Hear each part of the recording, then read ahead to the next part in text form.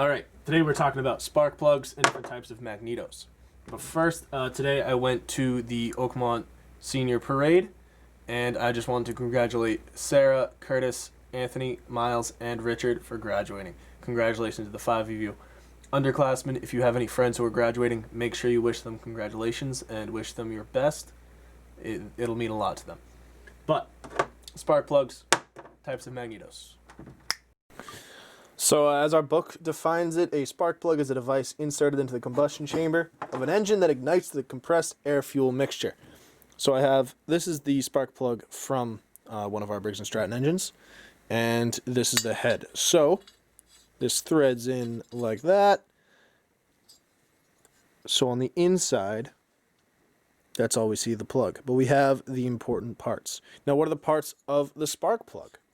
Well, here's a lovely little diagram. You'll see the important part where the spark happens down on this end. We have the ground electrode and the center electrode. That center electrode is a highly conductive material that runs from one side all the way up to here. This is the terminal nut. All right, up on our lovely demonstration engine, you'll see the terminal nut is where the electricity comes from the magneto.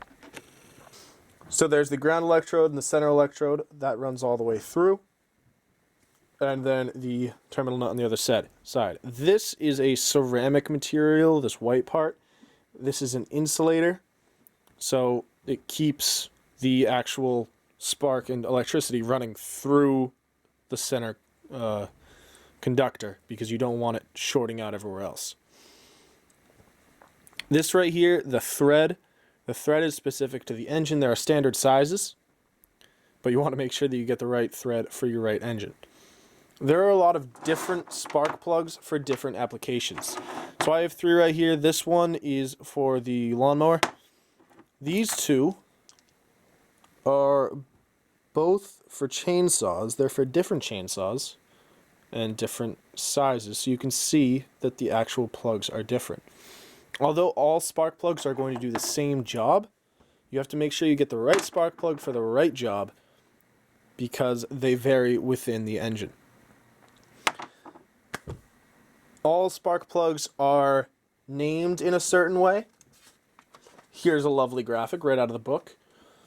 I'm not sure what page this is on, but if you want to see it, you can pause the video, or I will also overlay the page number as well. So, they all have names, right? One of the most common Briggs & Stratton plugs is like a JL19, something like that. So, the first one has to do with the thread diameter and the reach. Then we have to talk about the construction. Then the heat rating numbers. So, on a range of 2 to 10, they run cool or they run hot, meaning that it's how they disperse their heat. Some plugs are designed to be very, very warm. Some are designed to be kept relatively cool in the grand scheme of things. I mean, they're still attached to a combustion chamber. They're going to warm up, but they run cool or they run hot. The reach. So this is the reach from here to there. It's how long those threads are. So this reach is specific for this head. So when it's tightened down fully, it's just right there. If you have too long of a reach, let's say that was a full inch longer, then your piston is going to ram up into the spark plug, damaging the piston and the plug. And that will just cause a ton of damage, especially on the inside of your engine, the hardest part to get to. Also, there's just special fire and construction, just different types of spark plugs. Take a look at this. You'll see that there's a lot. Whenever you want to find out what plug is necessary, let me grab something. This is the engine cover for this engine. And also there are serial numbers on the actual block. So what you could do is go online or use a book, a reference book that's usually in the hardware store or whatever place you're buying your plugs, and then you can figure out which plug you need. Also, a good way to do it, when you replace a plug, you take the old one out, you bring that into the store, and then you match it up with a new one.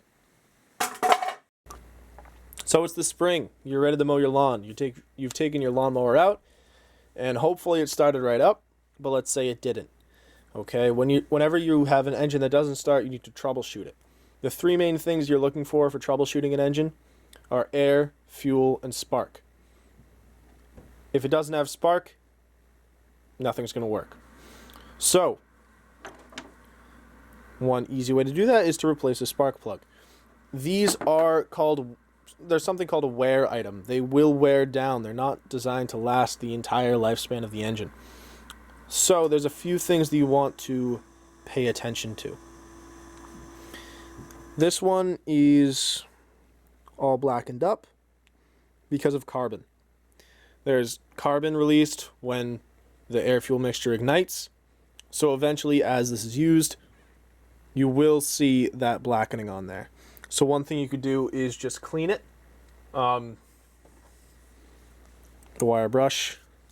This wire brush might even be dirtier than the plug, but you could take all that carbon right off of it. That might be one of the issues for no spark. Another issue is that it's not the right gap. We always said that air is a terrible conductor. If you want that spark to jump from the center electrode to the ground electrode, you have to make sure it's the right gap. If it's too far, then it can't jump. And if it's too close, it might jump too easily and not create a big enough spark. So, just like when you figure out what plug you need, you have to also check the manual for the gap. This one, see how clean that is? That's basically brand new. So, last semester, or whenever the last time someone stripped down this engine and rebuilt it, spark might have been one of the issues. Also, not a ton of hours goes into the engines that I have, so it could just be not used that much. This one, though, this one's in pretty grimy condition. This is all gummed up with oil and grease, just for being in there too long. So, this might be something that would cause an issue and no spark within the engine. Alright, so that's spark plugs. Alright, so types of magnetos. They all work in a similar fashion. The magnets on the flywheel pass by the coil of wire in here, generating electricity. That electricity runs down through this wire and creates a spark.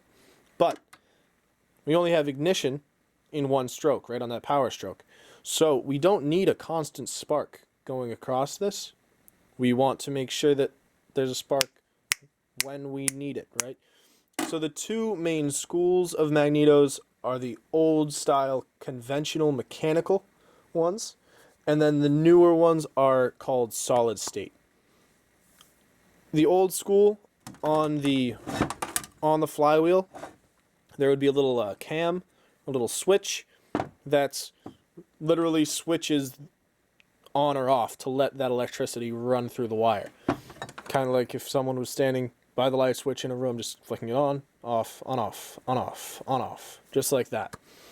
We don't do that anymore. In the modern age, we can use electrical components to get the job done. For the solid state magnetos, there are two types, TCI and CDI, which is transistor controlled ignition system, and then capacitor discharge ignition system. Let's start with TCI. So a transistor is like a diode or a switch. It's an electrical component, and it would be inside of the magneto. This is not a TCI, so I'll get to this in a second. But it's inside, and it acts as an electrical switch.